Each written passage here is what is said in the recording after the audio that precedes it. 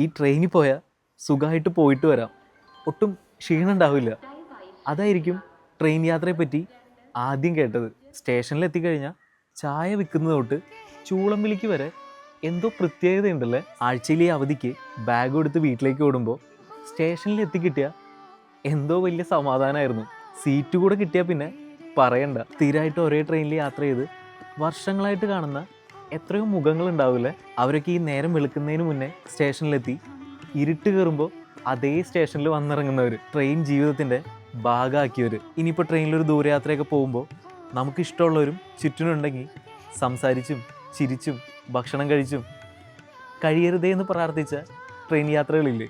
ട്രെയിനിൽ വെച്ച് പരിചയപ്പെട്ട് പരസ്പരം പേര് പോലും ചോദിക്കാതെ ഒത്തിരി സംസാരിച്ചവർ, അവരും ഏതെങ്കിലും സ്റ്റേഷനിൽ ചിരിച്ചോണ്ട് ഇറങ്ങി പോകുമ്പോൾ നമ്മുടെ ആരൊക്കെയോ ഇറങ്ങി പോകുന്ന പോലെ തോന്നാറുണ്ട്. എല്ലാവർക്കും ഉണ്ടാവില്ലേ ഒരു ട്രെയിൻ യാത്രയുടെ കഥ പറയാനായിട്ട്.